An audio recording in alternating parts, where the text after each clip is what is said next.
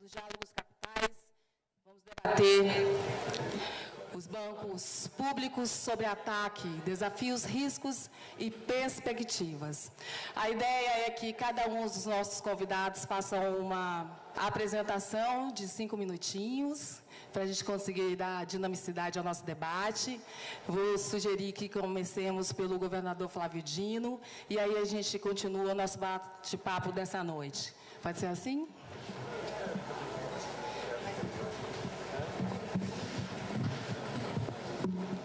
Bem, boa noite, companheiros e companheiras, amigos e amigas. Saudar muito especialmente aqueles que conosco dividem esse painel. E agradecer aqui a presença daqueles que nos visitam, especialmente os companheiros da FENAI, também da Carta Capital, a Élica que está aqui. Vou trazer números sobre agricultura, desde a familiar até a agricultura empresarial, que em larga medida são sustentadas por esses bancos públicos. Historicamente, sempre foi assim. Finalmente, para concluir essa abordagem inicial. Ora, se nós concluímos que as minhas duas conclusões parciais, a primeira, um sistema de bancos públicos garante uma nação mais desenvolvida e com mais justiça social. A segunda conclusão, na história brasileira, só houve crescimento econômico sustentável com o sistema de bancos públicos. Ora, se nós reconhecemos essas duas afirmações como verdades, se coloca a pergunta final. Ora, por que então desmontar isto? Desmontar para quê? Amigos, amigas, todos que nos acompanham, é claro que nós estamos diante de uma questão ideológica e não técnica. Desmontar o sistema de bancos públicos para ampliar o espaço dos oligopólios do capital financeiro privado. Este é o objetivo. Isto é óbvio. Porque não conseguem competir. Paradoxalmente. Na verdade, é como se fosse todas as tentativas de desinvestimento, de privatização parcial, de setor bancos, etc., é para podar a possibilidade desse sistema competir, porque se for colocar, segundo o mercado, para uma empresa se financiar no BNDES ou numa debênture de um banco privado qualquer, o BNDES vai ganhar sempre. Isso é necessário desmontar, porque não consegue competir. Ora, qual seria o resultante se nós tivéssemos esse movimento de diminuição dos bancos públicos para que os bancos privados ocupem mais largamente este mercado? As resultantes eu já enunciei. O que nós teríamos seria a concentração de riqueza, a acentuação da concentração de riqueza e retirar do Estado as condições para impulsionar o desenvolvimento da sociedade.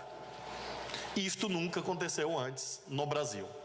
E eu ousaria dizer, em nenhum país do mundo. Por trás desse objetivo ideológico está um discurso. E essa, de fato, é a minha última observação. Um discurso que foi se consolidando nos últimos anos, segundo o qual o que é público é corrupto e ineficiente. Aquilo que é privado é limpinho e eficiente. Só que isso não ultrapassa nenhum teste empírico. Qual foi o grande esquema de corrupção desvendado no Brasil nas últimas décadas que não teve a participação do setor privado? Qual foi? Nenhum. Mas se ilumina apenas a política, os políticos, o público e o Estado. E às vezes o pensamento progressista, a esquerda, embarca nesse tipo de armadilha ideológica. Claro que se fosse verdade isto, de que o sistema público é ímprobo por natureza, corrupto por natureza e ineficiente por natureza, ninguém estaria se ocupando de destruí-lo, porque as próprias leis de mercado obteriam este resultado. A prova cabal de que isto não é verdade, pelo menos em relação ao sistema bancário, é de que é preciso ter uma estratégia de desconstrução desse sistema. Se ele fosse corrupto por natureza, incompetente por natureza, ele cairia por si só. E de modo que nós estamos diante de uns debates centrais na conjuntura. E essa é a minha abordagem inicial. Observar que, para além do debate sobre o tamanho da Caixa, ou do Banco do Brasil, ou do BNDES, do BNB, do BASE e assim sucessivamente, para muito além disto, nós temos um debate que é demarcador de outras tantas questões e que tem uma série de outras consequências e uma série de outras raízes. Por isso, um debate prioritário. E é por isso que eu estou aqui afirmando, como cidadão brasileiro que acredita no Brasil, que não acredita no Brasil e que veste verde e amarelo por dentro e por fora. Não é só retoricamente brasileiro, patriota, e que bate continência para a bandeira dos Estados Unidos. Como brasileiro, de fato, eu estou aqui dizendo que é imprescindível para os patriotas verdadeiros que o Brasil tenha a defesa desse sistema de bancos públicos, para que nós tenhamos uma nação soberana e, acima de tudo, para que os pobres não percam ainda mais. Que estes são o nosso farol. Na dúvida, olhe para um lado, olhe para o outro. Onde é que os pobres vão perder? Onde que os pobres vão ter ainda mais suprimidos seus direitos? Para qualquer questão, normalmente, esse é um critério de distinção válido. E eu não tenho dúvida que a oligopolização do sistema financeiro na mão de poucas instituições privadas, com a destruição do sistema público, é lesivo aos interesses nacionais e aos interesses populares. Muito obrigado.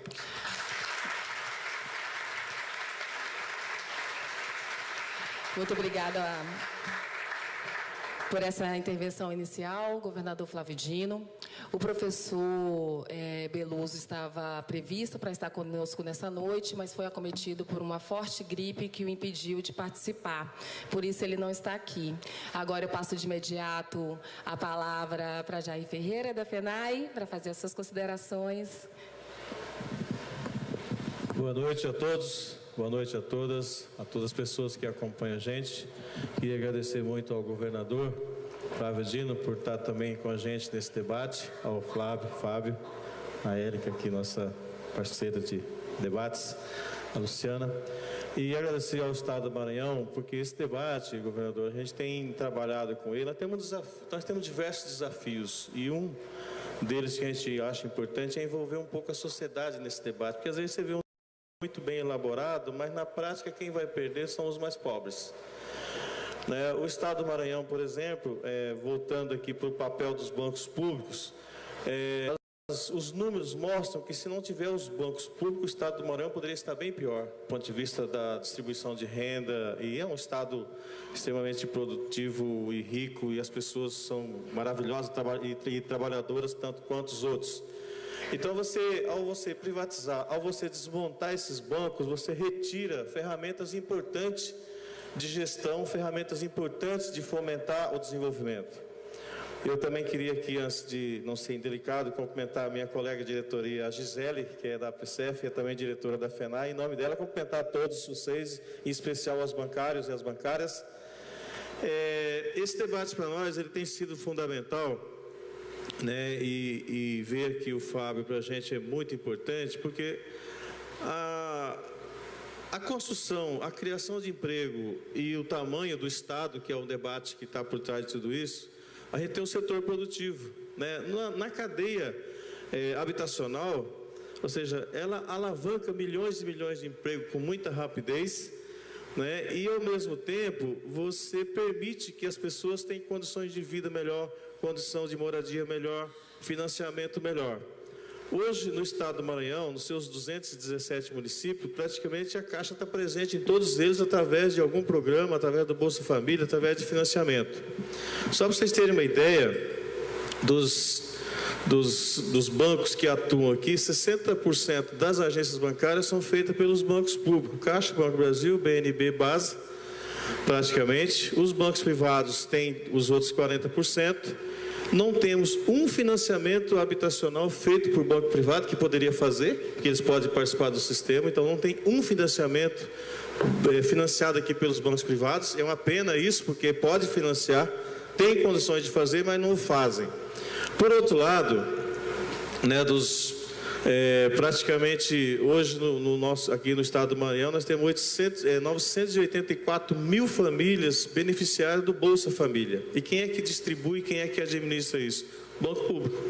Isso permite o quê? Que você tenha controle, que você tenha qualidade e que, se você desmonta, vamos falar aqui do desmonte dos bancos, que é um dos temas que nos preocupa, inclusive com as mudanças de governo que se tem nos últimos anos, você vai perdendo, né, essa capacidade, e você vai perdendo um espaço importante, uma ferramenta importante de desigualdade para levar desenvolvimentos da cidade do Brasil. O FGTS, que é um outro ativo importante, depois que foi centralizado, né, nos bancos públicos em 91, né, sabe que o FGTS foi criado lá em 67 para substituir a estabilidade no emprego. Né, os 3,5 bilhões de recursos que é investido aqui no Maranhão provém dos recursos aqui. Hoje, para vocês terem uma ideia, por mês, né, o Maranhão recebe 208 milhões só com o benefício do Bolsa Família. São 2,4 bilhões por ano, né, que é injetado aqui de uma ferramenta muito simples. Isso tudo você pode perder. Se eu for para o lado habitacional, né, 85% de todos os financiamentos habitacionais feitos no Maranhão é feito pela Caixa, o Banco Brasil com 15% e os outros bancos ali, o BNB, um pequeno percentual. Se eu for, Flávio, o governador lembrou bem, se eu for para o lado da agricultura, eu vou envolver o Banco do Brasil, vou envolver outros. Todos os países têm no seu portfólio banco de desenvolvimento. Então, é muito ruim, é muito difícil para nós no Brasil, que é um grande país como o nosso, você prescindir de um banco igual o BNDES. Como é que eu vou pegar recursos de longo prazo, que permitir que os empresários apresentem seus projetos, montem as suas indústrias, criem empregos, porque não podemos esquecer da população que ela precisa de emprego. Então, era esse aí o primeiro ponto. Já deixar aqui os nossos agradecimentos aí pelos empregados da Caixa, através da FENAI, a todos vocês aqui que nos ouvem, e vocês estão aqui presentes, a plateia, um lugar muito bonito, inclusive esse aqui. Parabéns a todos vocês, aos maranhenses que vivem nesse lugar bonito aqui. Obrigado.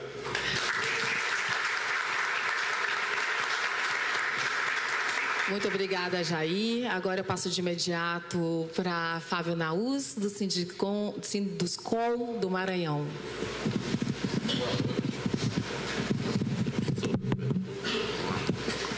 O governador único que vai falar em pé. Boa noite. Eu gostaria de agradecer o convite. Todas as vezes que foram chamados, o setor patronal que eu represento, o Sindicato da Construção, ele estará presente, porque a gente acha que esses diálogos são muito importantes. Quero até cumprimentar aqui a mesa, em nome do governador Flávio Dino, e da plateia tem ali o Ruberval e o Ivo Anselmo, que foram seus alunos e que estão aí nos prestigiando. E, assim, a gente tem uma responsabilidade muito grande. Nós não temos ainda o conhecimento do que está se planejando ou do que se pensa. Muitas conversas, não é? Mas assim, a nossa fala principal é no sentido da indústria da construção, principalmente no Brasil e no Norte e Nordeste, especificamente no Maranhão, é muito importante. O senhor já deu um número aí de 85%, quando eu tenho mais ou menos entre 78% e 80% na Caixa, e só para o senhor ver o quanto isso representa para o nosso Estado. A indústria do Maranhão, efetivamente, a maior indústria do Maranhão é a indústria da construção, então a gente trabalha todo dia com isso, a gente tem um diálogo muito forte com os bancos públicos, inclusive para que a gente sempre consiga fomentar. E a gente está querendo, efetivamente, se tiver que enxugar, que enxugue para eficiência e não para privatizações ou nesse sentido. Porque para nós é muito importante a presença desses bancos. Na verdade é vital, como o senhor disse, não é? A gente tem aí uma cadeia muito pujante e que efetivamente nos preocupa muito essas políticas públicas que vão ser implantadas ou como vai ficar o nosso principal financiamento. Nós temos o maior déficit habitacional do Brasil, que está aqui no Maranhão. Nós temos quase 600 mil unidades que nós precisamos construir. Sem a definição, sem regras claras, sem esse crédito, porque o crédito ele pode ser dado a nossas empresas. Então a gente tem participado, levado propostas. Eu também participo da Câmara Brasileira da Construção. Nós temos já levado várias propostas ao governo federal, aos bancos. A gente conversa muito para que a gente consiga equalizar e termos um norte, uma regra clara de como vamos nos comportar. E o banco é muito importante. Nós defendemos inclusive a ampliação do banco. Temos uma gerência de habitação lá em Imperatriz, nós defendemos um fomento maior, porque o banco efetivamente é muito importante. E como o senhor disse, ele traz lucro, a gente sabe que ele traz lucro, tem taxas que ficam onerosas mesmo para o nosso próprio cliente, pessoa física. E aí quando você passa aqui para o Norte e Nordeste, a gente fica bem preocupado com isso, porque a nossa indústria depende desta política, dessa segurança que nós temos. Nós tivemos aí no final do ano, em novembro, e não foi nem muito aventado, todos os financiamentos foram suspensos. E não só das nossas empresas, mas para as pessoas físicas. Nós não fizemos esse grande alarde, porque a gente equalizar, não é? Dentro de um diálogo, de uma conversa que nós sempre procuramos ter. No setor da construção, a gente tem isso como uma meta, como sempre dialogar, mostrar, não é? Como foi citado aqui, a cada R$1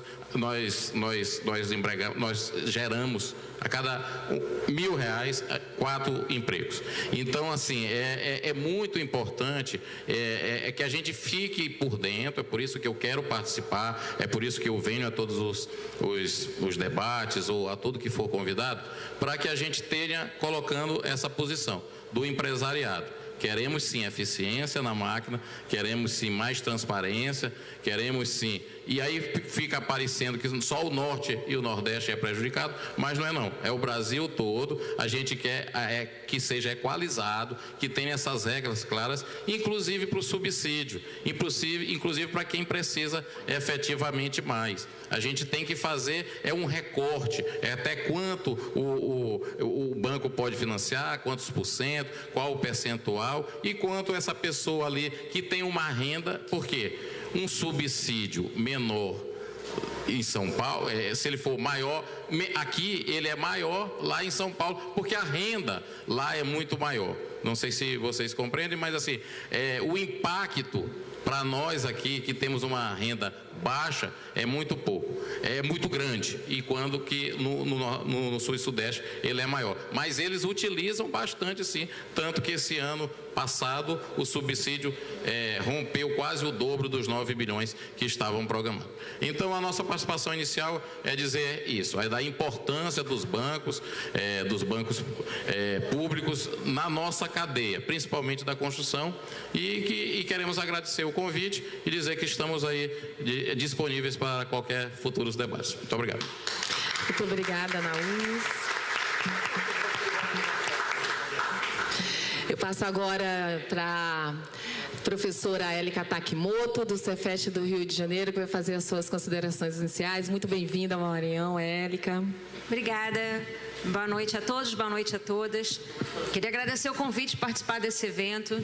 Uma honra muito grande para mim, como professora do Cefet do Rio de Janeiro. E nesse momento que a gente está vivendo, onde os professores e as professoras, a gente está apanhando de todos os lados. Agora a gente sempre apanhou na história, nós nunca fomos devidamente considerados, e agora a gente está sendo considerado inimigo da população, assim colocado com esse governo, a gente está sendo perseguido. Então é uma honra muito grande estar aqui ao lado do Flávio Dino, que se mostra um político que sempre valorizou muito os professores, principalmente a parte da estrutura, que a gente precisa ter estrutura para trabalhar. E nesse sentido, como professora, como representante da educação, que eu me coloco aqui hoje, preocupado com acontecendo. A última notícia, que todo esse governo todo dia dá uma notícia que a gente fica abalado. A última foi que a presidente do INEP, uma doutora em educação, especializada em pedagogia, ela foi simplesmente exonerada do cargo. O INEP é o órgão que representa o Enem, que ajuda a fazer o Enem. Então, ela saiu do cargo e, no lugar dela, foi colocado também um doutor, mas em economia. E discípulo também do suposto filósofo Olavo de Carvalho. Então, a minha preocupação que eu trago aqui com essa fala, com esse dado, é que a educação nesse sentido e com esse governo está sendo considerado também uma mercadoria, onde você só procura o lucro disso. Então, se tem falado muito nesse governo que se diz preocupado, entre aspas, com a educação, em preparar o cidadão. E é muito importante a gente entender o que eles falam sobre cidadania e como eles estão vendo a educação nesse sentido. O que foi colocado aqui, que o público é considerado ruim e estão vendendo essa fake news e o privado é considerado bom, isso também não procede no campo da educação. A gente tem aqui visto a escola pública também falando isso, que a escola pública é muito ruim em comparação à escola privada, inclusive tem-se como proposta você ter voucher para educação. Você então ter educação à distância, você está desconsiderando completamente o espaço físico de uma escola. Então, tudo isso é preocupante e também preocupante quando, agora colocando sobre o assunto, sobre a privatização dos bancos públicos, e daí eu vejo também a importância desse debate, porque os bancos públicos, eles não têm como propósito você fazer desenvolvimento de políticas sociais que beneficiam o povo como um todo.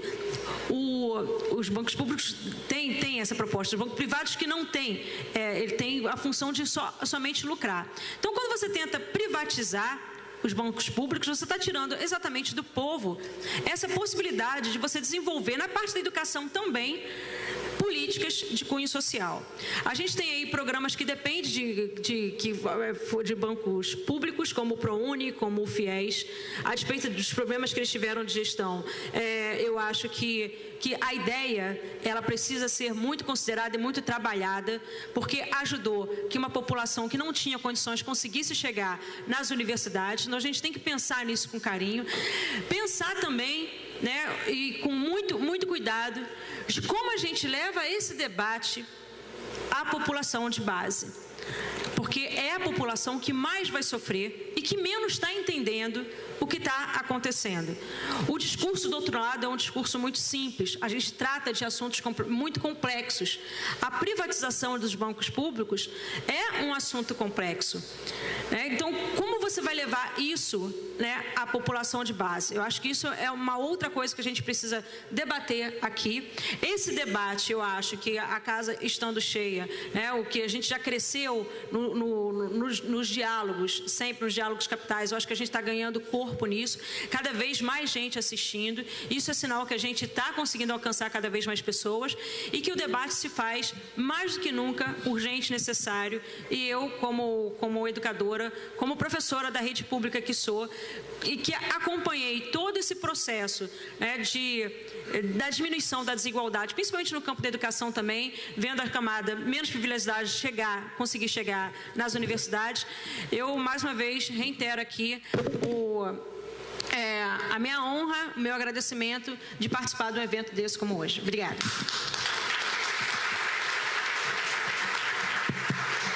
Muito obrigada. Eu queria só falar uma coisinha, posso? É que eu esqueci de falar. Pode? Porque eu fui organizando aqui enquanto eu falava e eu esqueci de um tema só, que eu acho muito importante nessa linha que a Élica acabou de falar, de debate da população. Eu conheço o Maranhão de ponta a ponta, norte a sul, já percorri várias vezes o estado, conheço todos os municípios do nosso estado. E há um outro aspecto que eu gostaria de mencionar, que é o da exclusão bancária.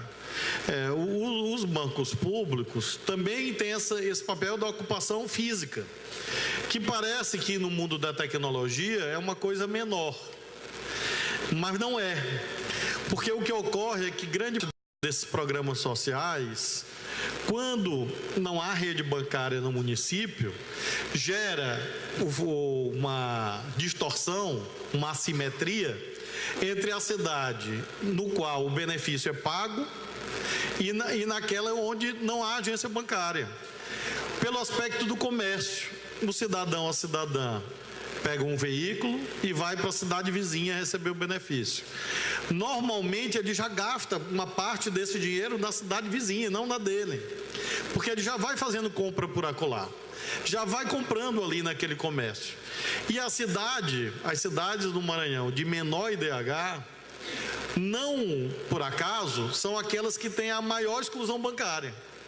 Então, de fato, é preciso também mostrar essas consequências nessa linha que o Jair diz. Bom, gera lucro, gera dividendos, no caso da Caixa, para ser o único acionista, que é o próprio governo. Mas, além disso, há esta dimensão que não pode ser esquecida, a dimensão do desenvolvimento local também. E eu queria aproveitar, Luciana, que eu posso também? Eu queria fazer uma pergunta para o Fábio por curiosidade. Adoro. Eu posso? Pode. Porque é o seguinte, como eu não sou empresário e eu não entendo desses negócios de dinheiro, eu queria, e ele entende, o Jair falou em 85% do mercado de construção civil financiado pela Caixa, Banco do Brasil, enfim. Você falou 78, 80. Por que é assim? Os bancos privados não querem ou não tem como? Para o empresário e para o tomador do crédito, para o cidadão, qual é a diferença entre ir na Caixa e ir no banco privado qualquer?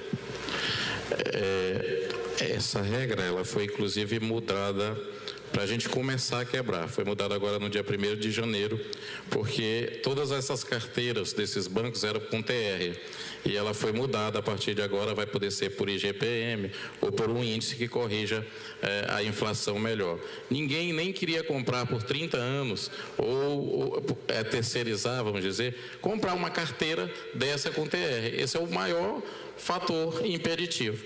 Então, a sua prestação, se você for no banco privado, ela é muito maior e aumenta, e você descarrega nos juros para poder, porque a TR ela ficou tipo obsoleta, não é? E então era descarregado pelos bancos públicos, e sendo bem assim, claro, a tua prestação ela aumenta muito, mas assim, todo mês ela aumentava demais, aumentava muito. Quando o banco público ele já segurava, mas a gente já teve uma sinalização em dezembro, os juros de um banco particular já foi mais baixo do que os juros da Caixa, que efetivamente é a que regula o mercado. Mas só para tu teres uma ideia, são de 2 a 3% de diferença. Se é 8, o juro praticado é mais ou menos 11 nos bancos privados. Então essa prestação ficava muito mais cara. Com essa mudança de tirar de ser por TR para poder ser agora pelo índice IGPM ou qualquer outro que represente a construção, vai poder melhorar e vai ficar atrativo para que os bancos também negociem com outros bancos, e aí retroalimentar a cadeia lá bancária. Jair, eu queria que você comentasse isso, mas que você também trouxesse alguns elementos, porque são os bancos públicos também que são responsáveis não somente pelos, como disse aqui o governador Flávio Dino, pelo desenvolvimento e pela equidade da renda, da distribuição de renda, mas a Caixa Econômica Federal, por exemplo, é responsável pelas políticas públicas para o trabalhador, FGTS, seguro-desemprego. Você também trouxe dados aqui para a gente que diz que o financiamento estudantil é feito também pelos bancos públicos. Então, eu queria que você agregasse para o que Flávio e Fábio disseram, um pouco desse aspecto também de como é fundamental para a vida do povo trabalhador, do cidadão comum, você ter um banco público fortalecido e disponível para eles.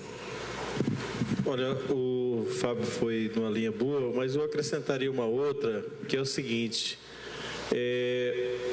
tem uma disputa que é o seguinte, fazer grandes financiamentos, valor alto para uma pessoa só é mais fácil, né? A pessoa tem renda alta e tal, às vezes você pega no volume. O difícil que muitas vezes os bancos não querem fazer é atender a baixa renda, né? Se eu pegar esse volume de recursos, o raciocínio teu não está errado, certo? Eu não estou contestando o seu raciocínio, eu estou dizendo o seguinte, governador, é que é o seguinte, eu tenho hoje um déficit habitacional de 6 a 7 milhões de casa. 90% dele está concentrado em renda, ou seja, quando criou-se o programa Minha Casa Minha Vida, era para atacar, né, a base, tanto é que para quem ganha até R$ 1.800, a facilidade para ele pagar isso é muito maior, porque era uma forma, quando você usa o subsídio, é para que a pessoa more numa casa minimamente decente, porque ele saia das partes de mais exposição ao risco e venha para uma casa. Então, tem esse grande volume. Por exemplo, a capilaridade da Caixa, no caso, isso favorece, porque você tem como atingir o Brasil todo, todos os municípios, isso é um facilitador. Então, só para ficar em habitação, porque tem saneamento, tem outras carteiras que os estados e os municípios precisam, que é feito através desses bancos.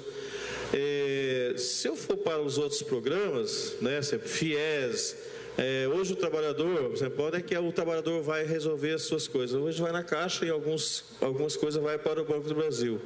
O FGTS, o PIS, uma série de outros produtos. Eu falei um pouco aqui do Bolsa Família, mas quando o Estado, né, eu digo isso que acompanhei, a gente era do Conselho Nacional da Cidade, né, a FENAI participa do Conselho Nacional, e aqui eu vi pessoas do Movimento de Moradia que também eram parceiros nossos nesse aspecto, que é você construir a moradia digna, né? E a CEBIC, todos os setores do setor habitacional participam com a gente lá, porque se você não tiver uma ação articulada, que são diversos atores nesse complexo, mas o principal deles é o recurso, né? Seja para fomentar a própria indústria, seja para facilitar o financiamento.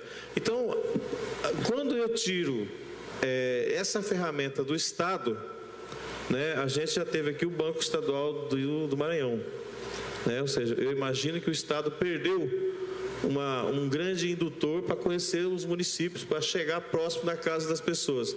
Então, esses programas todos, eles correm risco, né? Hoje a gente brinca o seguinte, que na Caixa, qualquer hora tem uma fila lá. Por quê? O cara vai sacar o piso, o cara vai atrás de uma série de informações, e a gente chama até o Banco do Trabalhador, porque é onde ele vai lá. Quando muda-se a regra do FIES, né, que agora está ficando mais difícil, ou seja, também já faz parte das políticas de exclusão, né, quem é que vai fazer? Ou seja, se eu tirar isso desses bancos, se eu tirar esses bancos da jogada, os programas sociais, os financiamentos, eles vão se perdendo, né? Então, acho que esse tem que ser os nossos desafios. Eu estou vendo aqui meu amigo Bira, nosso deputado eleito aí, deputado federal agora, colega da Caixa também. Ou seja, a gente tem um projeto social aqui em Belágua chamado Movimento Solidário, né? Inclusive é um dos municípios que faz parte dos 30 dos programas do IDH do governo, que essa é uma realidade. Quando você permite que a pessoa vai lá no comércio e usa o cartão, ou tem um caixa aqui, tem um local que ele saca, ele não precisa pegar um carro e ir para o outro município, que geralmente é maior, o comércio é melhor, então ele deixa de comprar na sua cidade. Então você não precisa se deslocar, você não precisa gastar para deslocar, você favorece o seu comércio local, você vai dando condição melhor para a sua cidade. Então essa rede, essa proteção que foi muito estimulada aí nos últimos 15 anos, ela, na minha opinião, só existe porque existem as políticas públicas, né? Eu vejo o Enem, por exemplo, talvez uma das coisas mais bonitas que foram criadas, que foram estimuladas no país, é o Enem, né? Que as crianças, nossos filhos, podem fazer um vestibular aqui. Eu tenho parente que mora numa cidade de 7 mil habitantes no interior de São Paulo, que se não fosse o Enem, ele não estaria numa universidade que ele está. O moleque é bom, vai lá, fez a prova, bom que eu digo assim, disputa com qualquer outra criança, mas ele está numa cidadezinha que geralmente é mais difícil. Então, são políticas públicas que a gente pode perder quando a gente discute o papel do Estado nesse momento, que é você ter um Estado maior ou um Estado menor. E, historicamente, o Estado brasileiro é utilizado, infelizmente, para setores que a gente chama de elite, que é um setor que tem um certo domínio, e a população que mais precisa, muitas vezes, é achacotada por ter esses benefícios. Obrigada, Jair. Élica, deixa eu te perguntar uma coisa. Para além desses debates, de momentos como esses, para conscientizar e mobilizar a população para defender os seus direitos, que outras ações você acha que a gente pode fazer para enfrentar essa ameaça de privatização, que agora está com os bancos públicos, mas que já se avizinhou, que já se anunciou que serão com todo o setor estatal, com todas as estatais. Então, como a gente consegue fazer com que a população entenda o que realmente está em jogo e que se posicione de modo a defender os seus direitos e um futuro com mais igualdade? Obrigada pela pergunta. Eu vejo o seguinte, que eu sou professora de física, né, e Einstein já tinha falado que se você não consegue explicar, né, alguma teoria científica para uma criança, é porque você não está dominando o assunto, você não está entendendo muito bem o assunto. Então, não importa a complexidade do assunto, acho eu. A gente tem como sempre você traduzir isso de uma forma mais simples, de uma forma que todos e todas as pessoas entendam do que está sendo falado. Essa preocupação eu não vejo acontecer. É a famosa autocrítica, né, que nos pedem, principalmente desse lado da esquerda. Os assuntos são complexos, isso é fato. Isso é fato. Dá para a gente simplificar o discurso? Dá. E o que acontece? O outro lado, ele se apodera de uma narrativa simples e que acho eu que não é correta, né, e muito fácil de ser assimilada. E aí, uma narrativa simples, né? Você, por exemplo, o público é ruim, foi devido às empresas públicas, à educação pública, que o Brasil afundou, por exemplo, né? Que o Brasil nunca viveu um momento tão ruim como quando foi governado pela esquerda. Esse discurso é um discurso assim, muito simples, muito fácil de ser assimilado, e ele é assimilado. Então, a gente precisa traduzir. E aí, como eu vejo? Eu acho que a gente precisa se reunir mais, certo? E nessas reuniões, a gente deliberar coisas, empoderar, a palavrinha da moda, potencializar pessoas que estão afins de fazer essa transposição didática, o nome é pedagógico, mas essa tradução, vamos colocar assim, desse conteúdo. Tem muita gente que faz isso, né? E se apossar das grandes mídias, da internet. Eu acho que é uma mídia que a gente viu com essas eleições, como ela foi dominada pelo público da direita, como eu estou falando, com narrativas simples, nem sempre, a meu ver, corretas, aliás, a maioria das vezes que não foram corretas, venderam esse peixe, e que o peixe foi muito fácil de ser comprado. E eles conseguiram. Acho que a gente perdeu e acho que a gente continua perdendo. Acho. Eu acompanho várias redes de várias pessoas de direita, de várias pessoas de esquerda. Eu vejo como eles são articulados, como a fala deles é uma fala simplificada. E do outro lado, eu vejo assim, a gente debates de horas e horas, o assunto é complexo e poucas pessoas simplificando, principalmente, aí o público jovem, que ele está ficando de fora desses debates que o atinge diretamente. Então, a gente precisa, né, mais uma vez, participar das políticas de base, voltar para a base, se comunicar com a população de uma forma que eles entram para esse debate também, que não só ouçam, mas que tragam eles para o debate.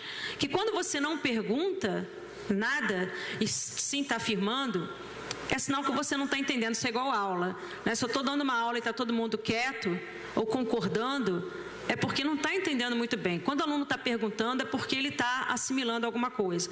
Então, a gente tem que trazer a galera para perguntar, para entender os direitos que eles estão perdendo, que as pessoas não estão entendendo esses direitos que estão perdendo, não estão entendendo o risco que é uma privatização dos bancos públicos, o quanto que elas podem perder de financiamento com uma casa própria, com políticas sociais como Bolsa Família, como programas, né, de educação como o FIES, como o ProUni, o risco que é isso para a sociedade.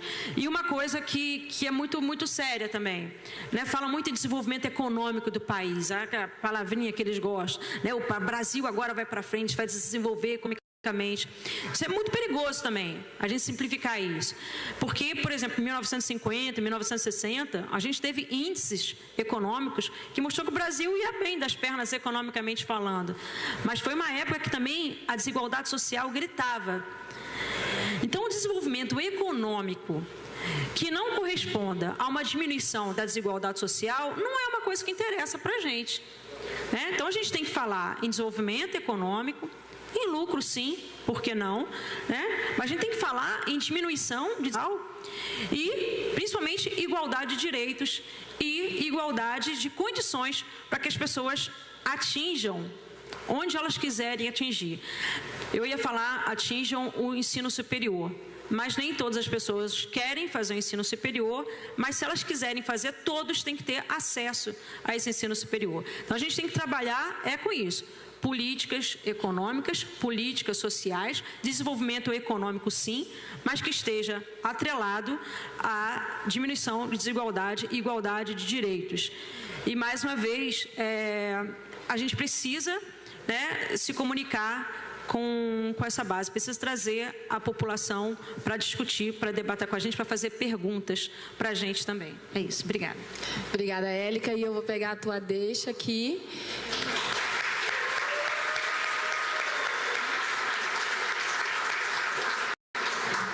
E vou convidar o plenário para vir fazer perguntas.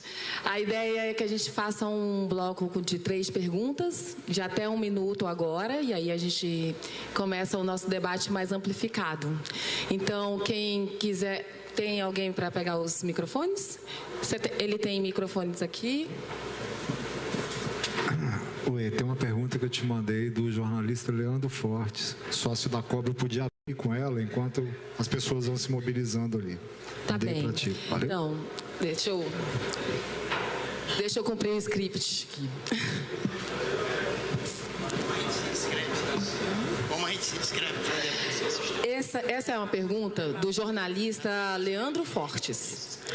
Governador, o senhor de um partido comunista está ao lado de Fábio Naus, empresário do setor de construção civil. O senhor acha possível reproduzir a civilidade desse debate no nível nacional? Nem sempre a gente escolhe as companhias, né? Brincadeira minha. Leandro, prazer falar contigo, e acho que é imprescindível que a gente readquira essa capacidade de dialogar com visões diferentes, divergentes, porque é a única forma de, na prática, você defender a democracia. O fascismo, ele é a negação das nuances que existem na sociedade e a substituição, por isso que a Élica disse agora, por slogans, né? E você substitui valores, princípios, ideias por slogans que, na verdade, são facilmente transmitidos e apropriados, né? É como se fosse a submissão da política à lógica da indústria cultural e um pouco essa lógica da civilização do espetáculo, né? Então, tudo que é aparentemente simples, o slogan, facilmente transmissível e que seja supostamente gerador de impacto, substituindo o debate substantivo. Quando você traz o debate para princípios, valores, ideias, é plenamente possível e necessário. Numa sociedade plural como a nossa, você tenha abordagens policlassistas, abordagens que levem em conta as diferenças e que sejam capazes de construir consensos, ainda que provisórios, mas consensos que sejam capazes de fazer com que a sociedade evolua. Eu acredito muito firmemente nisso e, graças a Deus, a gente tem praticado muito isso aqui no Maranhão, incluindo vários saberes, várias perspectivas, vários conhecimentos, para que com isso a gente possa aprimorar a vida institucional do país. O que não pode um astrólogo que se autodenomina filósofo dos Estados Unidos presidir o debate no país com base em simplificações grosseiras, em propaganda, e isso acaba gerando exatamente essas antinomias aparentemente intransponíveis. O modo de nós superarmos isso, na prática, é promovendo diálogos amplos, para que nós possamos praticar, aí sim, a verdadeira filosofia, que pressupõe uma construção de um pensamento crítico entre pessoas que pensam diferente. Obrigada, governador. Permitiu falar só um minuto? Por favor. Já que o Leandro suscitou, o Leandro eu o conheço, que é da Cobra Criada, e efetivamente esse diálogo nós temos aqui, que eu disse que qualquer um eu levo para fora, e ele me conheceu lá em Brasília, na CEBIC, e eu falando, e aí, todo mundo acha isso, assim, tipo absurdo, vamos dizer, mas assim, a gente pode não concordar em tudo, pode não ter as mesmas ideias, mas a gente é escutado, a gente conversa, e não é necessário também, e eu sou muito criticado às vezes por isso, que eu fique expondo a qualquer momento em blogs e jornais ou em entrevistas os problemas que eu trato com o governador. Mas a minha classe, ela é efetivamente contemplada no sentido de ser escutada. Temos sim que evoluir, mas a gente quer louvar. Eu não estou aqui para rasgar confete para o governador, e, apesar de eu ter uma grande consideração por ele, mas eu gosto muito de sempre ressaltar. A minha categoria que eu represento, da construção, ela tem voz e tem vez, sim, no governo do Flávio Dino. A gente já está pronto aqui. Então, vamos lá, vamos iniciar. Por gentileza, vamos garantir o tempo de uma pergunta em 1 minuto. Se identifica para a gente saber com quem a gente está falando. Identifica o palestrante, por gentileza. Boa noite a todos, governador, Flávia, a vocês todos. Eu me chamo Saturnino. Eu sou um bancário aposentado, com muita honra, com muito orgulho. E, na verdade, eu não quero fazer uma pergunta. Depois da declaração de amor que o Flávio fez aos bancos públicos, eu quero fazer, ao invés de uma pergunta, eu quero fazer um desafio. Eu trabalhei por mais de 20 anos num banco de desenvolvimento, portanto, em um banco público. Integrei a Associação Brasileira de Bancos de Desenvolvimento. Achei uma experiência maravilhosa para mim. E o desafio, por isso eu não quero levar mais do que 1 minuto, o desafio que eu quero fazer para a Flávia é o seguinte: recrie um banco de desenvolvimento aqui na nossa terra. Se não quiser recriar o Banco de Desenvolvimento, uma agência de desenvolvimento talvez seja mais fácil juridicamente para lidar com essas questões, tá certo? Aliás, fugiria da tutela do Banco Central sob certo sentido, o que é bom hoje, mas recrie um órgão de fomento no nosso Estado. A pergunta é: vais me ouvir?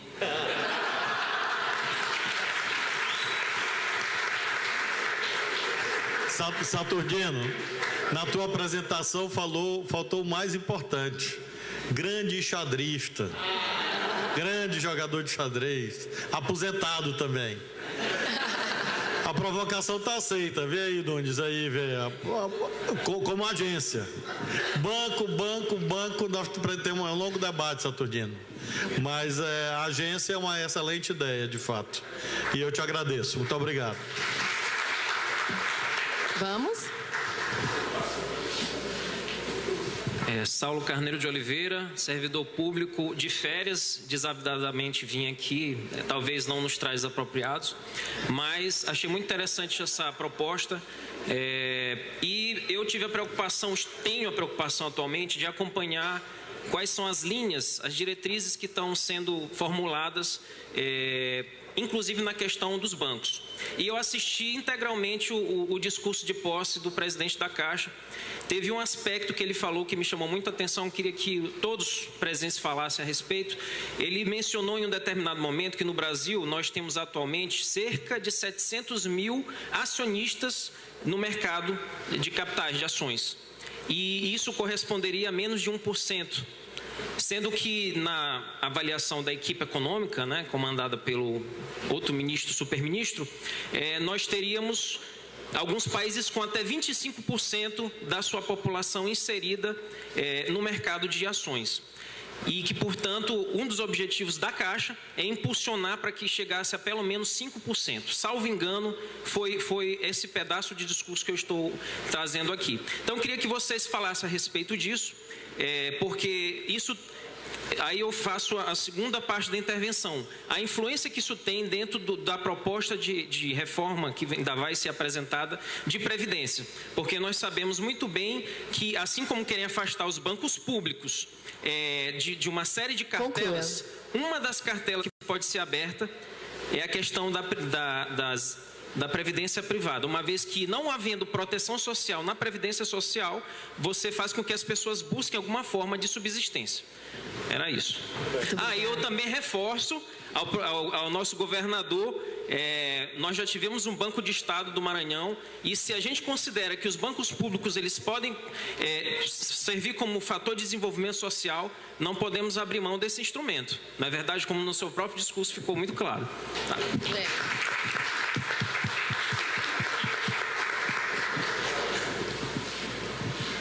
Boa noite a todos. Boa noite, Flávio. Na verdade... Se identifica para a gente. Marcos Silva, trabalhador urbanístico. Eu penso que o debate, ele realmente... Nós carecemos muito. Nós passamos esses últimos 20 anos, embora a esquerda esteja no governo, mas foi fragmentado os debates. Além de fragmentados, o projeto que se instalou no país... não foi um projeto realmente que fizesse com que os bancos públicos hoje estivessem desprivatizados. Porque esse seria o desafio, desprivatizar os bancos públicos, colocar os bancos públicos a serviço do público. E durante esses 20 anos, os bancos públicos tiveram mais a serviço do setor privado. Esse é um problema que a gente tem que resolver e fazer uma autocrítica. Segunda questão, se a gente não sabe quem nós estamos enfrentando, nós não vamos conseguir vencer. E nós estamos enfrentando um inimigo poderoso, que vem das orientações desde o Consenso de Washington, passa por Davos, é esse inimigo que já privatizou a maioria dos bancos públicos nos anos 90 e que quer chegar nos bancos federais. Para isso, nós não podemos tratar essa luta contra esse inimigo de forma também fragmentada. Nós precisamos buscar a unidade de todos os setores, porque a privatização dos bancos públicos atende aos mesmos interesses da privatização da saúde e do saneamento. É produzir mais-valia para resolver o problema da taxa de lucro que vem caindo. Então, concluindo, eu queria aqui fazer o desafio para o Flávio, que é uma liderança pública nacional de um partido de esquerda, e para as organizações de trabalhadores da Federação das Caixas Econômicas, para que a gente possa realmente construir uma perspectiva de consolidar nesse país um projeto para o país. Um projeto que a gente possa ampliar a democracia desse país, um projeto que a gente possa universalizar as políticas públicas, reduzir o máximo políticas sociais e universalizar políticas públicas, e um projeto que tenha realmente economia, não crescimento econômico, mas desenvolvimento econômico. Não só crescer o bolo, mas desenvolver esse país, melhorar o padrão de educação, padrão de saneamento, melhorar o padrão de produção agrícola desse país. Então eu queria deixar aqui esse desafio para Flávio e para as organizações. Obrigado.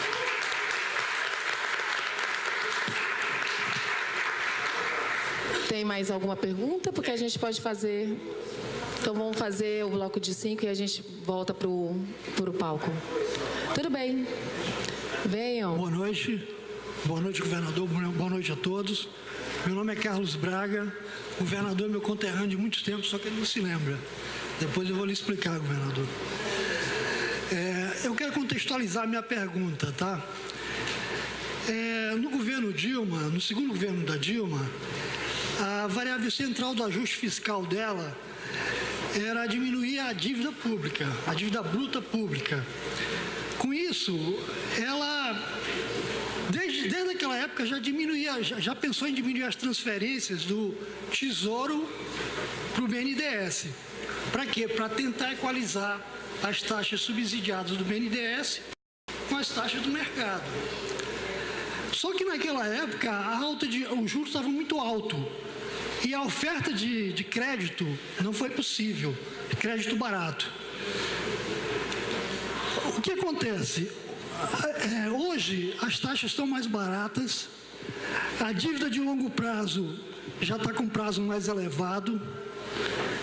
A minha pergunta lembrando a questão da Caixa, eu não sou a favor de privatizar, mas eu acho que a abertura de capital com certo limite pode aumentar o patrimônio líquido dos bancos públicos e eles têm mais condição de financiar a Minha Casa Minha Vida, por exemplo. Entendeu? Então, essa é a minha reflexão. Muito obrigada. Lá para frente. Boa noite. Meu nome é Gerlane, eu sou bancária e diretora dos sindicatos bancários do Maranhão. Queria cumprimentar o nosso painel na pessoa da professora Hélida, minha admiração, professora, e a audiência na pessoa da Gisele, que é presidente da PCF Maranhão. Nós estamos, os sindicatos bancários, nesse enfrentamento em defesa dos bancos públicos há muito tempo. Acho que todos aqui, Bira, nosso ex-presidente, deve lembrar do tamanho que foi do enfrentamento contra a privatização do nosso Banco do Estado. Essa é uma luta nossa, uma bandeira nossa, e a gente tem feito enfrentamentos, tem batido em portas, tem sido ignorado, ouvindo muitos nãos, com muitos argumentos econômicos, mas a gente precisa priorizar o argumento humano. Hoje, os bancos públicos, talvez eles não sejam formalmente privatizados, mas a política de desmonte, ela já existe. De 2015 para cá, foram fechadas mais de 20 agências no estado do Maranhão. Algumas em cidades onde só havia esse ponto de atendimento bancário. Itinga, no Maranhão, por exemplo, o último ponto de atendimento bancário depois dessa cidade chega a quase 300 quilômetros de distância. É uma precarização que dificulta o atendimento da população mais pobre, é uma precarização que sobrecarrega os bancários, que tem que fazer trabalho de 5, 6 pessoas, é uma precarização que dificulta também a circulação da economia daquela cidade. A minha questão é, o que o governo do estado pode fazer para proteger essas pessoas? Lembrando que a folha de pagamento do governo do estado é um dos maiores patrimônios do Banco do Brasil, e quando ela foi concedida há um tempo atrás, foi um dos motivos que levaram à abertura de agência em locais mais distantes.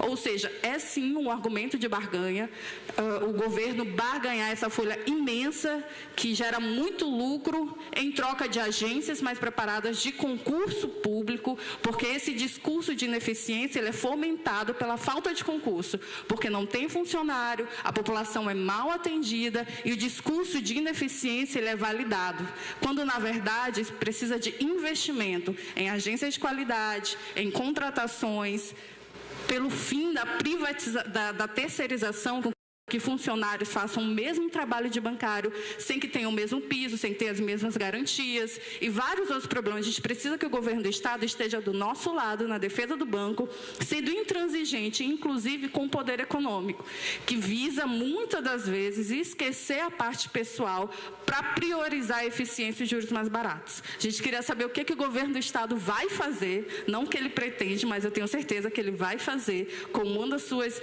prioridades, que é a valorização do bancário e do setor público e, consequentemente, da melhoria do atendimento do setor bancário. Muito bem. Muito obrigada. Eu vou trazer de volta a palavra para o palco. Vou fazer o inverso agora. Vou começar de Élica para fazer as suas considerações sobre as perguntas e sobre isso. Estamos nosso encerramento também. Então, vamos aproveitar esse momento. Fique à vontade. Vou fazer as considerações. Não, de uma forma geral, né, o que foi colocado aqui, eu acho que foram perguntas assim, muito específicas. E aí eu acho que eu vou, nesse momento é melhor eu ficar calada e ouvir também, que eu acho que eu vou aprender, que eu estou curiosa quando vocês foram perguntando, assim, o que eles vão falar. Então, eu vou passar, certo? Passo essa para ouvir o que eles têm a dizer, que são coisas assim muito específicas, principalmente muito sobre o governo do Maranhão, que eu também quero ouvir para aprender, tá? Aí você volta para poder dar um último aceno para a gente, então. Jair, por favor. Ela aprendeu rápido a lição, né? Ó, se eu não sei, é melhor não mexer com esse negócio. É mineira. Ó, sobre a abertura de capital, a gente, na verdade, aqui vive os colegas bancários do sindicato, a gente vive fazendo campanha, né? Eu lembro que na eleição da Dilma, a federação, os sindicatos, de um jeito ou de outro, a gente tinha 2 projetos, né? Repetiu isso agora. Um que defendia, que valorizava as empresas públicas, os bancos públicos, e o outro que a gente já sabia que era Estado mínimo e tal, e a gente se posiciona enquanto dirigente. Né? Eu lembro que no final de 2014 a Dilma disse que tinha que vender 25% das ações da Caixa, que era uma forma de capitalização. A gente é contra pela seguinte razão: pela característica que está o Fábio, quando você faz isso, você vai ter que atender o investidor. O que o investidor faz? O que a gente faz quando alguém bota dinheiro no banco aqui? Você quer o melhor rendimento, não é isso? Quem sobra uma poupança vai botar o dinheiro e quer a melhor taxa. Então, os bancos trabalham, as empresas trabalham para atender esse acionista, esse que a gente chama de rentismo. Para os bancos públicos, na nossa leitura, isso não resolve, porque aí nós vamos transformar os poucos bancos públicos que ainda tem também numa perspectiva privada. Então, ele deixa um pouco de fazer o seu papel de empresa, de Estado, que ela não tem que ficar muito focada no lucro, no rentismo, para atender as políticas públicas. Se ela for, esse casamento é difícil de fazer. Né? A gente tem, por exemplo, Petrobras, Banco do Brasil, que já é uma SA, e que eles muitas vezes chiam porque o mercado chia. Eu lembro quando, acho que foi na época da Dilma, ela até obrigou a baixar a taxa de juros, foi do Lula, não me engano, né? E a Caixa foi lá e baixou primeiro, porque ela é 100% do Estado, baixou. Eu lembro que o presidente do Banco do Brasil não queria fazer, o Lula, a Dilma foi lá e substituiu. Isso foi importante como políticas públicas, porque o sistema depois demorou, mas ele baixou um pouco. Se eu trabalhar com a lógica da SA, eu vou ficar refém, infelizmente, do rentismo. É uma forma. Por isso que a gente é contrário. A gente fez campanhas, né? Caixa 100% pública, até hoje a gente faz essa campanha, né, Gisele?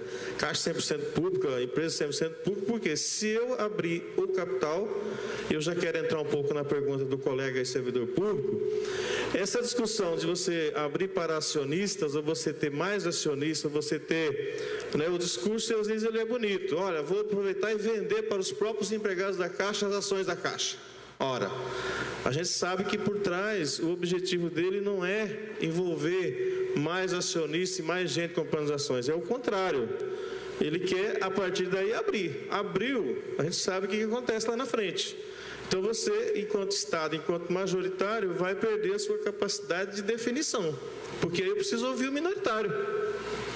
Né? E a lei das SA é muito clara, ela protege o minoritário, e tem que ser assim, porque não é porque alguém é um majoritário, ele pode fazer e desfazer, ele precisa respeitar os menores. Então a gente tem um debate difícil até de fazer ele, mas a história tem mostrado que esse discurso que o presidente da Caixa usou, ele tem um engodo aí.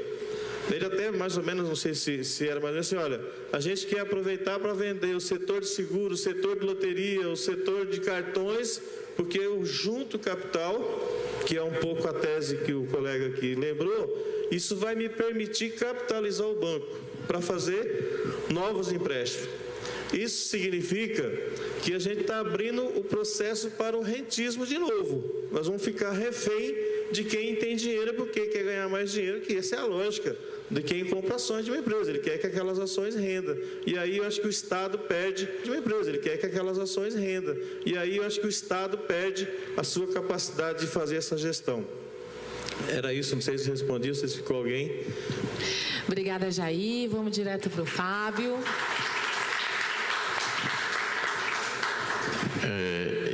Pelo nível, eu já estou muito satisfeito e gostaria de ser convidado novamente.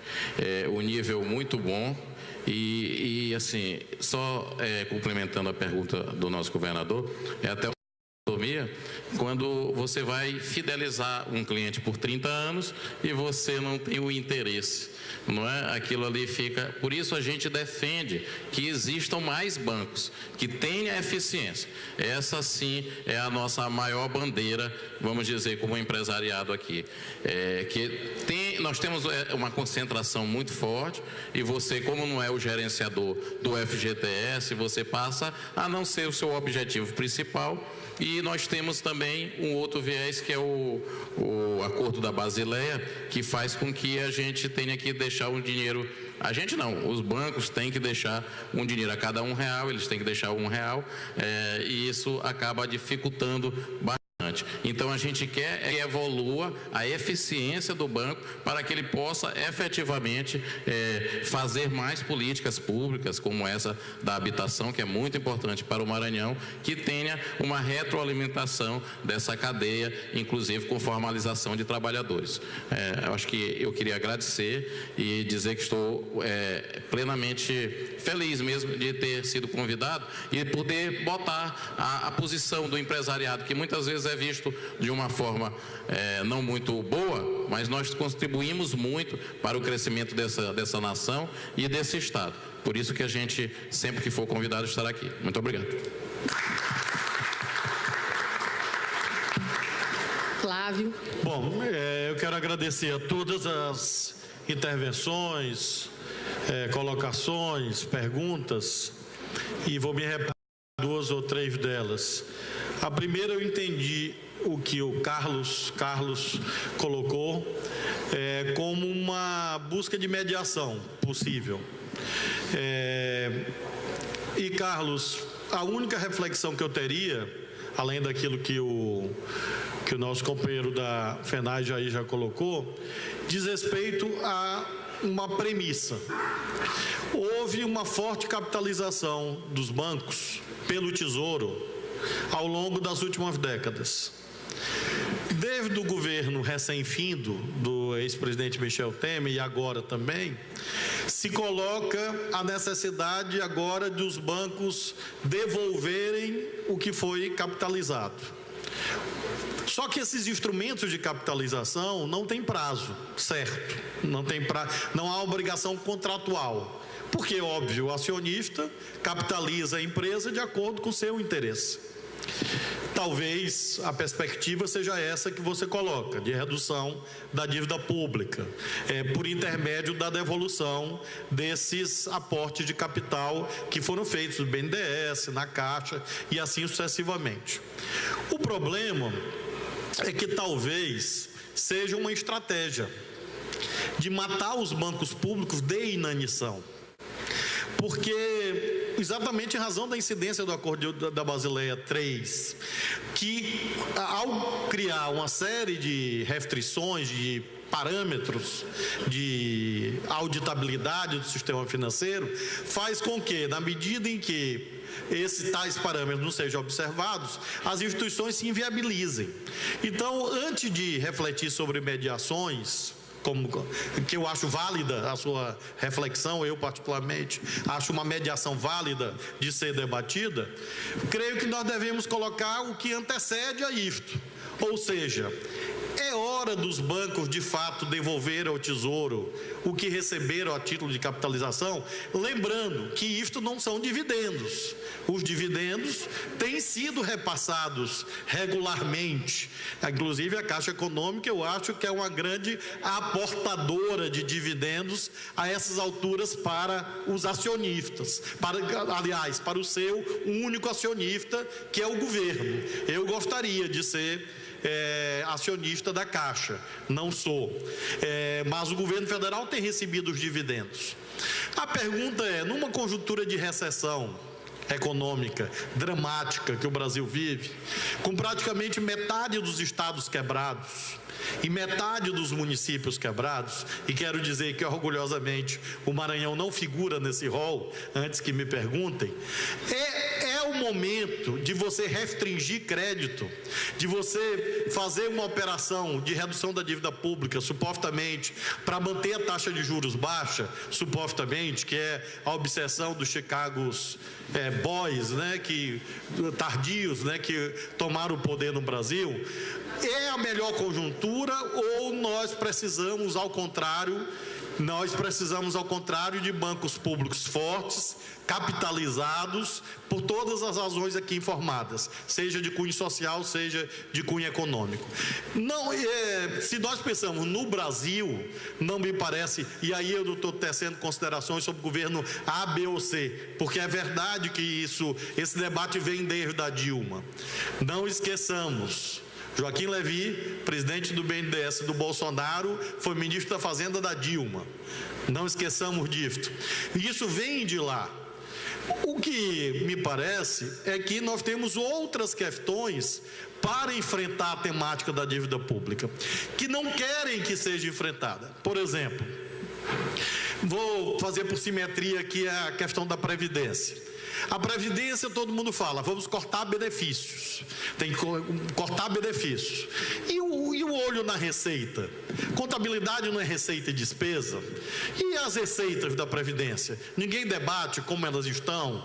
Ninguém debate o que está escrito no artigo 194, 195 da Constituição?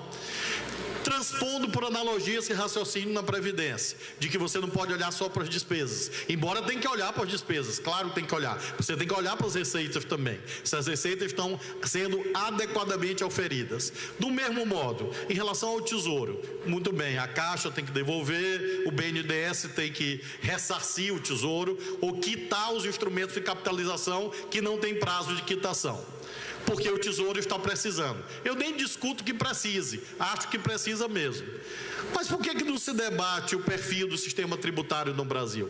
Por que não se debate o fato de nós termos o sistema tributário mais regressivo do mundo? Ou seja, aqueles que menos taxa as rendas mais altas no planeta. Eu não estou falando de país socialista por causa do astrólogo lá dos Estados Unidos. Eu estou falando dos Estados Unidos, estou falando da Inglaterra, que se não praticam impostos sobre grandes fortunas ou alíquotas adicionais sobre imposto de renda, praticam o imposto sobre heranças altíssimo. Por isso que os milionários norte-americanos viram filantropos perto de morrer. Não é só medo do inferno, é medo do tributo também. Porque ele sabe que ele vai, como pessoa física, ter uma alíquota de imposto sobre herança de 30% a 40%, enquanto a alíquota máxima no Brasil é de 8%. Quando eu assumi esse estado era 4% o imposto sobre heranças. Nós elevamos para o limite, 7%, levamos para 7%, para grandes heranças. Eu faço questão de dizer que grande é grande mesmo, porque a classe média pensa que ela é grande. Não, eu estou falando de milionário, de gente que realmente é muito rica no Brasil. Então, por que não debater isso? Por que não debater uma coisa que poucos países do mundo praticam, o Brasil passou a praticar desde 95, que é a isenção de tributação sobre lucros de dividendos que são auferidos a partir das sociedades. No Brasil nem sempre foi assim, passou a ser em 95. Então eu acho que há outras questões.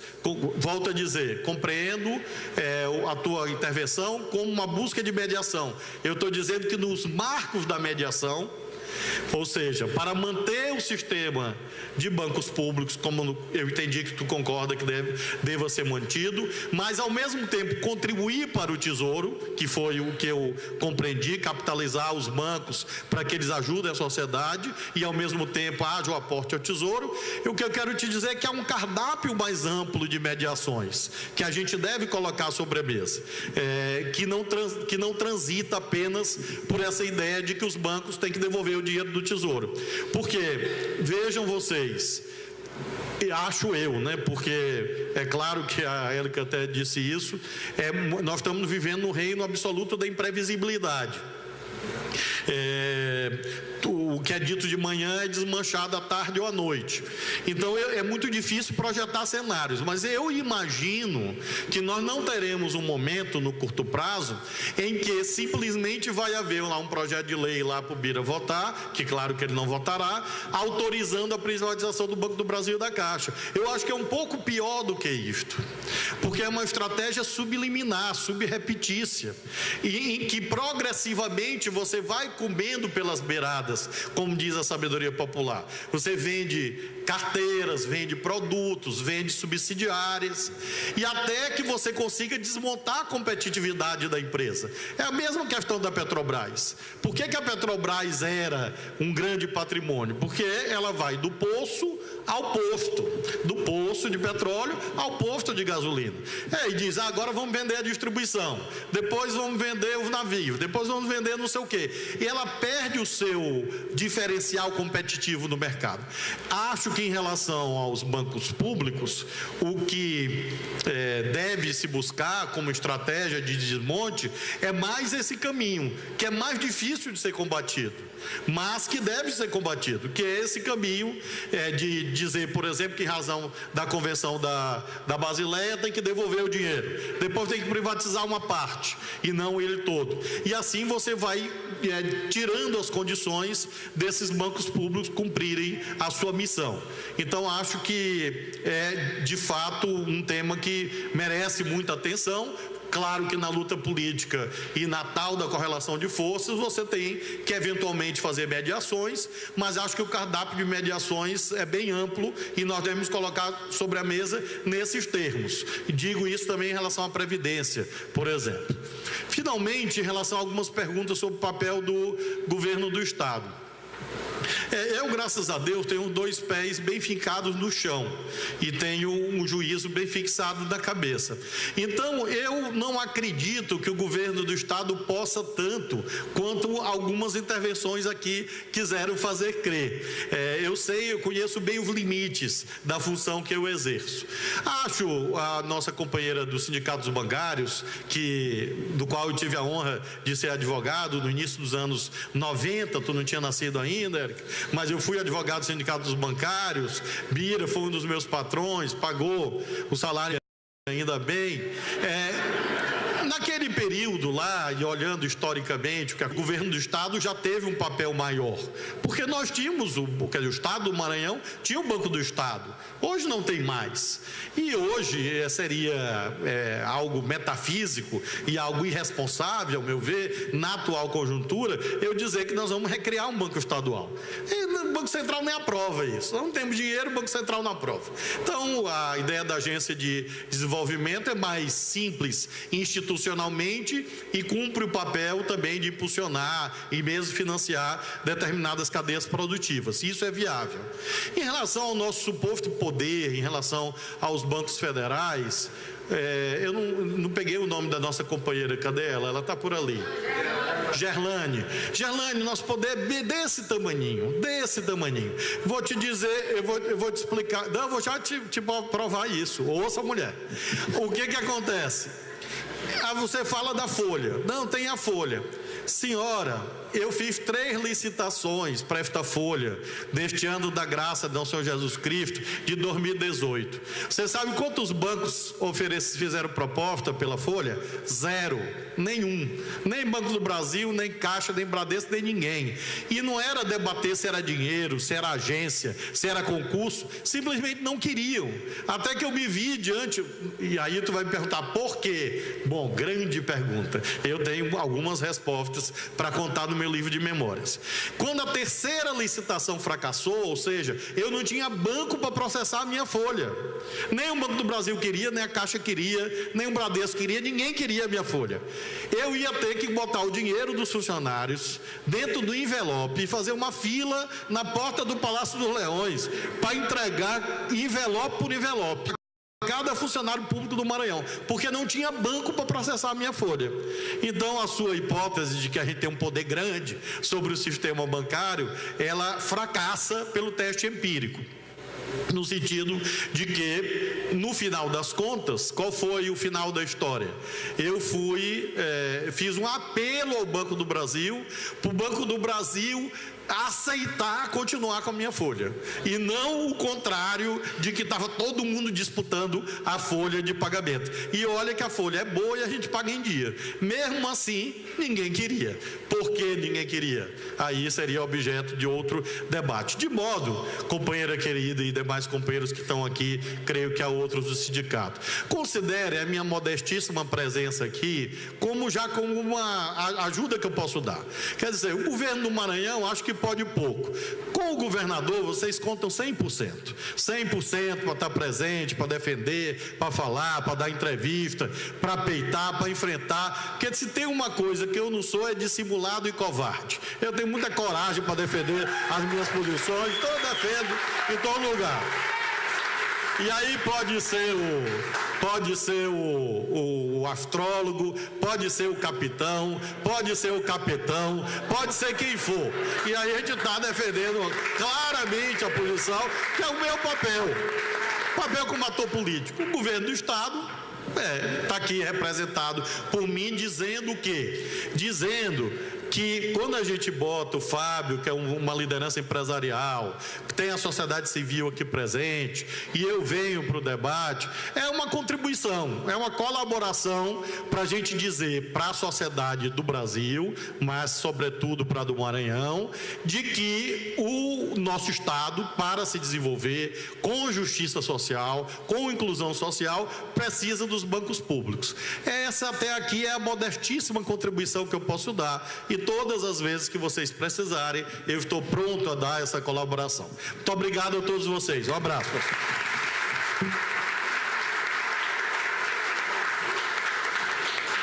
Muito obrigada, Flávio. Eu gostaria de saudar todo o plenário, saudando os deputados federais eleitos Bira do Pindaré, Márcio Gerri, deputado Duarte Júnior, secretário de governo aqui presente, a todos vocês. Quero passar a palavra para a Élica, que tem agora um convite a nos fazer e nos apresentar 2 obras de sua autoria, que é uma alegria para nós, por favor. E antes de irmos embora, vamos fazer uma de todos nós, porque eu preciso mostrar isso para minha mãe, ela está felicíssima.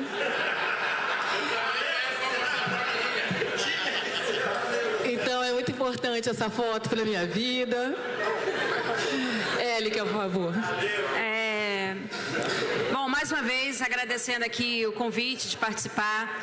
Esse debate sobre bancos públicos, eu acho que se faz urgente, porque os bancos públicos, eles cumprem uma função social, têm um interesse no desenvolvimento da sociedade, do qual não interessa de forma alguma para os bancos privados.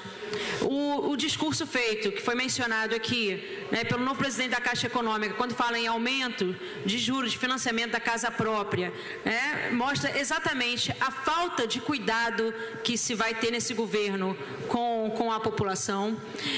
Não se fala em crescimento, de desenvolvimento do país, sem investimento maciço na educação, e mais uma vez aqui me coloco, com muito orgulho, com muita honra de estar ao lado do Flávio Dino, que entende que desenvolver a educação não é somente você melhorar o salário do professor, a gente tem, o conceito é amplo, você melhorar a estrutura como um todo. Isso, eu como professora, eu acompanho o que tem dado certo, o que tem dado errado, e a gente sempre fala do governo do Maranhão como exemplo de que a gente, quando a gente tem vontade política, a gente pode fazer muito pela educação. Nesse sentido, eu fico muito preocupada com o que está acontecendo, por exemplo, a Fundeb, que alimenta a parte da educação básica, como vai ficar, e que sempre teve amparo do Banco do Brasil, como é que fica nesse novo desenho de uma privatização dos bancos públicos, com programas como o ProUni e o FIES, que ajudou muitas pessoas a chegarem, a terem hoje, inclusive, diploma de nível superior. Então, é urgente que a população entenda que a privatização dos bancos públicos, ela ataca exatamente o futuro do país, o futuro da nossa população. Então, eu acho que aquele símbolo, sabe, de arminha, é exatamente ele atirando no futuro que representa o Brasil.